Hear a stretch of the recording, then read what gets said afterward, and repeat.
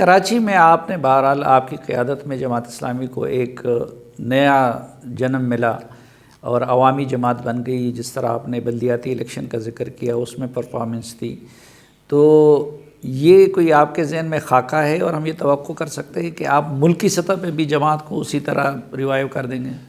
دیکھیں یہ صحیح ہے کہ میں وہاں لیڈ کر رہا تھا، لیکن کام تو جماعت کر رہی تھی نا، اور ہماری اسٹرینتھ ہی ہماری آرگنائزیشن ہے. اور اس ملک میں ہم نے دیکھا بھی ہے کہ ایک دو لوگوں سے مسئلہ حل ہوتا نہیں ہے، چاہے آپ کی کتنی بھی پاپولیرٹی ہو، لیکن اگر آپ کے پیچھے آرگنائزیشن نہیں ہے اور آپ کے پیچھے ایسے ڈیڈیکیٹڈ لوگ نہیں ہیں، آپ کی ٹیم میں وہ لوگ نہیں ہیں جو بے غرض ہو کر کام کریں، مفاد کے لیے کام نہ کریں، تو آپ بہت اچھے ہوں اور اکیلے ہوں تو کچھ بھی نہیں کر سکتے. تو الحمدللہ وہاں ایک کمبینیشن ہوا اور ہم نے یہ کامیابی حاصل کی. اور اس میں بہت زیادہ ہمیں جو سہولت حاصل تھی وہ ہمارے مرکز جماعت کی تھی، جس نے ہمیں سپورٹ کیا. اگر وہ ہمیں سپورٹ نہ کرتے تو ہم یہ کام نہیں کر سکتے تھے. سراج الحق صاحب ہمارے امیر تھے، وہ ہمیں پوری طرح سے اجازت دیتے تھے کہ آپ وہاں پر اپنی حکمت عملی کے مطابق کام کریں. تو اس کام کے نتیجے میں الحمدللہ ہم آگے بڑھے ہیں، اور میرا خیال ہے کہ یہ ایک کامیاب ماڈل ہے.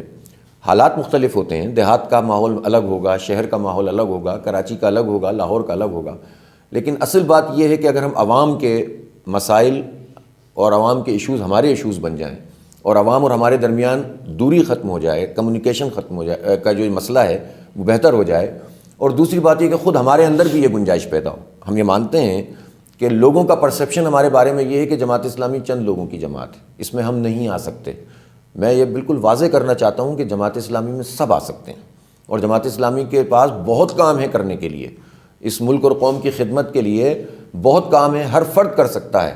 اور یہ تو پیمانہ اللہ کو پتہ ہے نا کہ میں زیادہ متقی ہوں کہ آپ متقی ہیں، یا کوئی کسان متقی ہے یا مزدور متقی ہے یا جاگیردار، یہ تو اللہ جانتا ہے. ہم کون ہوتے ہیں کسی کو اس بنیاد پر پرکھنے والے کہ یہ جب اتنے اس لیول پہ آ جائے گا تو وہ جماعت میں شامل ہوگا. تو جماعت میں سب آ سکتے ہیں، البتہ تنظیم لیکن کا اپنا رکنیت کے لیے جو سخت شرائط ہیں وہ ایک ڈیکورم تو ہوگا نا. کسی بھی پارٹی کا اپنا ایک نظام تو بنے گا نا.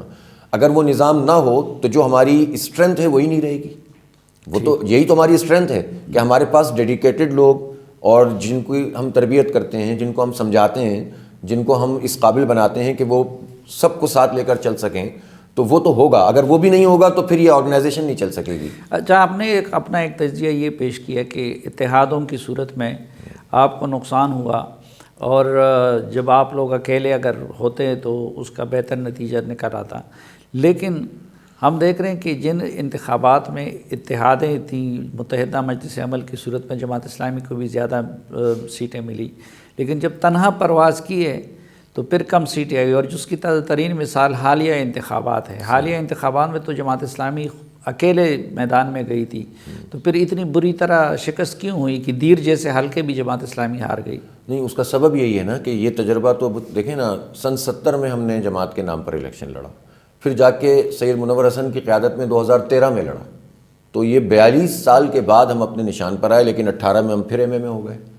تو وہ ایم ایم اے جو 2002 میں، ظاہر حالات ہوتے ہیں، ماحول ہوتا ہے. افغانستان پر امریکہ کا حملہ تھا، اس وقت لوگوں کی یہ ضرورت تھی، اس وقت کا ماحول تھا، اور اس ماحول کے مطابق میں سمجھتا ہوں بہت اچھا فیصلہ بھی کیا ہماری لیڈرشپ نے. لیکن پھر جو کچھ اس ایم ایم اے کے ساتھ ہوا اور لوگوں نے کیا، تو اس کے نتیجے میں جماعت میں بھی اور مذہبی لوگوں میں بھی اور پاکستان کے قوم میں بھی یہ مسئلہ پیدا ہوا کہ انہوں نے پھر یہ سوچا کہ اس طرح کے اتحاد فائدہ مند نہیں ہو سکتے. حالانکہ میں مذہبی جماعتوں کی بھی قدر کرتا ہوں، دینی تحریک جو بھی ہو، دین کے حوالے سے، مذہب کے حوالے سے جو بھی کام کرے، ان سے عزت کا، احترام کا اور بہت ساری چیزوں میں اشتراک عمل کا ہمیشہ راستہ کھلا ہونا چاہیے.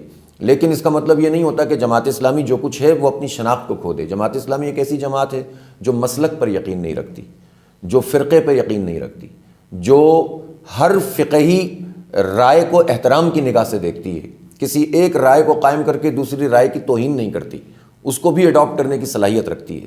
جماعت اسلامی لسانیت پر یقین نہیں رکھتی. تو جماعت اسلامی جب اتنا، اور گلوبل ولیج رکھتی ہے، مقامی سطح پر کام کرتی ہے. تو جب جماعت اسلامی ایسی ہے تو ہم بعض اوقات جماعت اسلامی کو اس طرح سے مکس کر دیں کہ جس کے نتیجے میں ہماری شناخت کھو جائے، تو پھر جماعت بنی کیوں تھی؟ اس الیکشن میں ابھی جو حالیہ ہوا ہے، اکثر جماعتوں کا یہ گلہ ہے کہ ان کا مینڈیٹ چوری ہوا ہے. تو جماعت اسلامی کا مینڈیٹ چوری ہوا ہے یا کہ جینون شکست ہوئی ہے؟ نہیں، جماعت اسلامی کا مینڈیٹ جہاں چوری ہوا ہے وہاں ہم نے چوری کہا ہے. جہاں ہم ہار گئے ہیں ہم نے اپنی ہار کو تسلیم کیا ہے.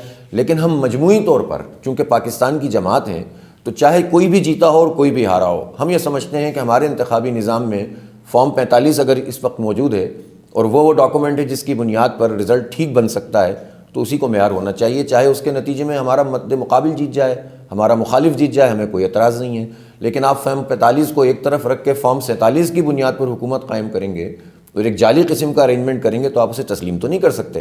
لہٰذا ہم یہ سمجھتے ہیں کہ ہم ٹھیک ہے، جہاں ہم ہار گئے، لیکن عوام اگر انہوں نے کسی کو ووٹ دیا تو آپ عوام کو جیتنے دیں نا، آپ عوام کو آگے بڑھنے دیں۔ وہ اگر غلط بھی فیصلہ کر رہے ہیں تو اگلی مرتبہ ٹھیک ہو جائیں گے اپنے تجربے سے، لیکن اگر اب ان کو درمیان میں انٹرپٹ کرنا شروع کر دیں گے، ان کی حکومتوں کو ٹاپل کرنا شروع کر دیں گے، آپ زبردستی اب آپ کراچی شہر ہے نا، کراچی میں تو ہم جیتے بھی ہیں نا، لیکن کراچی میں ووٹ یا جماعت اسلامی کو پڑھیں یا پی ٹی آئی کو پڑھیں، پی ٹی آئی کو قومی اسمبلی میں زیادہ پڑھیں، صوبائی اسمبلی میں جماعت اسلامی کو 8 لاکھ ووٹ لیے ہم نے، ایم کیو ایم نے 1 لاکھ ووٹ نہیں لیے یار۔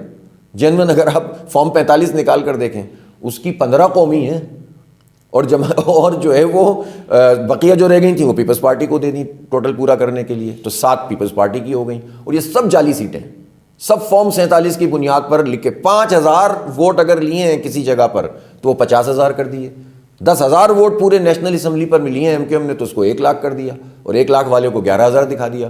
تو یہ کیا ہے؟ اس کے نتیجے میں ملک میں کہاں جمہوریت آگے بڑھے گی، کہاں انتخابی پروسیس آگے بڑھے گا؟ تو جن لوگوں نے بھی یہ کام کیا ہے انہیں یہ سمجھنا چاہیے کہ انہوں نے اچھا کام نہیں کیا ملک اور قوم کے ساتھ۔ اس کا حل کیا ہے یہ جو تنازعہ الیکشن کے نتیجے میں سامنے آیا ہے؟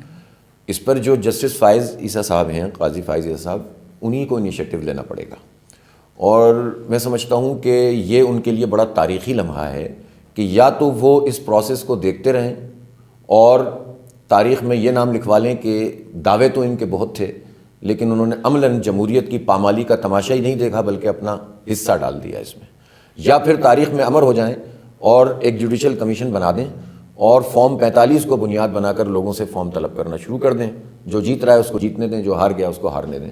یہ پاکستان کے رخ کو متعین کر دے گا، یہ ایک تاریخی لمحہ بن جائے گا۔ تو بس یہ ان کے ہاتھ میں ہے، یہ ہو سکتا ہے۔